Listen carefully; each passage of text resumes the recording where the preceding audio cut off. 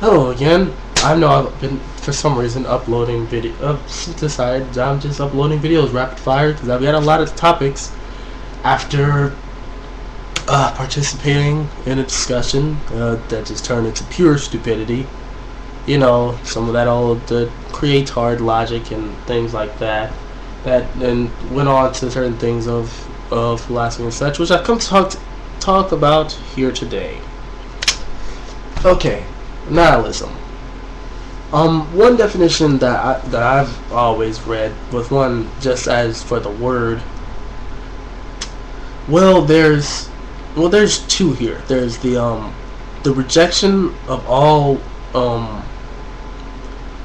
religious properties and practices, and then there's the and it says the belief that life has no intrinsic value or point. Now, I would identify with calling myself a nihilist because I believe that because that's where the evidence points to. There's no evidence saying that there is a purpose, an ultimate objective purpose. Right? There's no evidence for that, so that's automatically that's the default. Just like there's no ultimate evidence for there being a God, so the default would be to not believe in one, or to be undecided on whether or not you do or do not believe. It's just that it'd just be that simple. But for what I'm talking about right now, nihilism. Okay, for some reason, while discussing this with other non-believers and people who are philosophically savvy and things like that, no one sees this as this thing where you don't care, you will accept and you agree with and applaud things like sociopaths and serial killers and psychopathic behavior and things like that. I don't get where this idea comes from. Maybe because I don't know. Maybe I've heard that these sort of things not from atheists and other philosophically savvy people, but from in fact mostly Christians and a few Muslims. I don't interact with Muslims much, so I don't want to just put them up there like that. But I like to write with enough Christians to say that this is kind of how it is for them, it seems like. For any of them who even have a slightest idea of what it's supposed to be. Now, it seems like for the Christian, nihilism is downright depressing. There's no point to life. Values don't exist because they don't objectively exist, like the wall behind me or something like that. And life has no point or anything that you're doing. You're just a part of the biological imperative. Yeah. Duh. So what? This is so fucking stupid. I mean, sure, that is true. Values don't fucking exist. They only subjectively in our heads exist. We're predisposed to holding values on something so that we can meet the biological imperative. And we're going to make social constructs to meet the biological imperative. Everything that we do mostly leads back to being in a position where we can be comfortable enough in order to live, reproduce, raise it up to the point where it can live on its own, right? And then whatever else happens, and we engage in whatever else things that make us, that increases our pleasure and in turn makes us what we would call happy. And we serve other purposes in the social construct. This is a no-brainer for anyone who knows any damn thing about evolutionary psychology, and sociobiology. This is ultimately a no-brainer for anyone who's educated in any of these things, even in just the slightest. You get this. So you can accept nothing as value, and then and then be predisposed to things like altruism, because our theories and our facts and things that we come through see that empathy and altruistic features are very prevalent. Apparently, these are the types of hominids who survived. And for every social species, there's some sort of just inherent morals or ethics that they abide by, and a lot of times they do. We observe them punishing others who step out of line, because these are very useful. They're valuable in our existence. When living in small groups or whatever, would anyone really have fucking survived if fuckers were going around smashing each other's heads with rocks, things like that? Fuck no. No. We would not make it. We would not have made it to where we are. Seeing as to what the fuck were we competing against? I mean, things like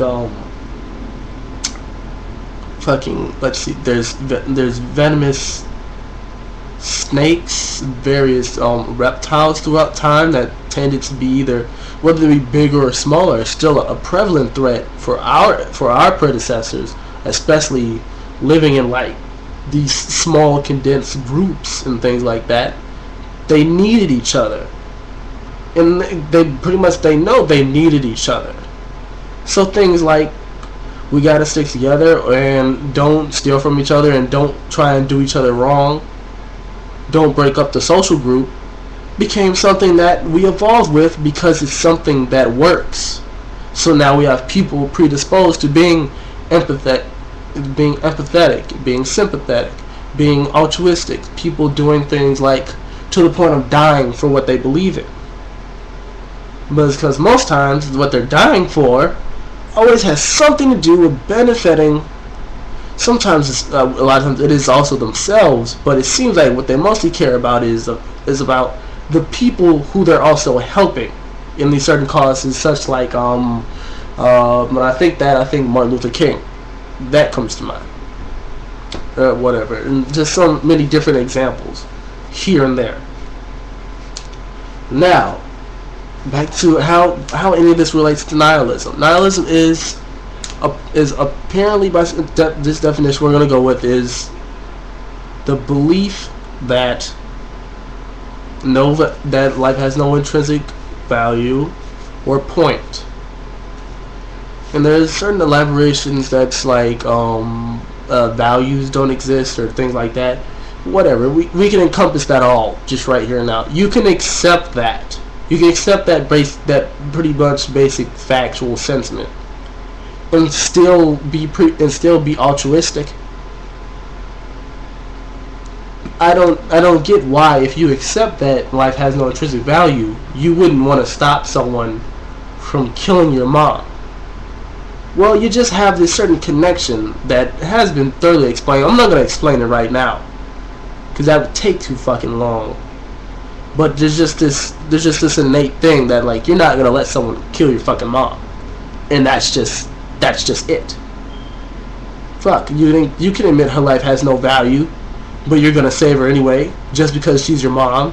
And we have our explanation behind why you just will value her, period. Most times, no matter how old she gets, you won't let someone hurt your mom. It's just like that. So if you just accept that fact, does not mean that you will agree with what Jeffrey Dahmer did, or Stalin, or Hitler, or things like Ted Bundy and Andrei Chiklovich and all these other things. Because if you're like an average human being, I guess I'd say average because that's like the majority, you have this sort of empathy. And it's just in your nature to look at that and say, be repulsed by that, and without even knowing it, is registered in your head as that's wrong. So if it just comes natural to you, and that's the fact that you would think that's wrong, you don't want that to happen, you prefer for that not to happen, so with this desire you act upon it. That does not violate the point of view of the nihilist at all. This is goofy. I hate this crap. Whew. Alright, I was just gonna go on a cursing rant there. I almost did. Almost there. No. But I just would rather people would do some sort of research about the different peoples of kinds, and also know that just because someone embraces a certain school of thought or anything like that doesn't mean that they're all going to argue the same or all feel the same way. It's not like most philosophy. It's not like a religion. You can it's reformed all the time, mostly within individuals, but be reformed, rethought out, and it's expressed differently through individuals. And I wish that the religious would see this. But then again, it's wishful thinking. It's pretty goofy, because I also would wish that they could see that evolution is a fact, and if there be a God, it makes it look just that more amazing to evolve us to this point. But that's not gonna happen either. Oh well.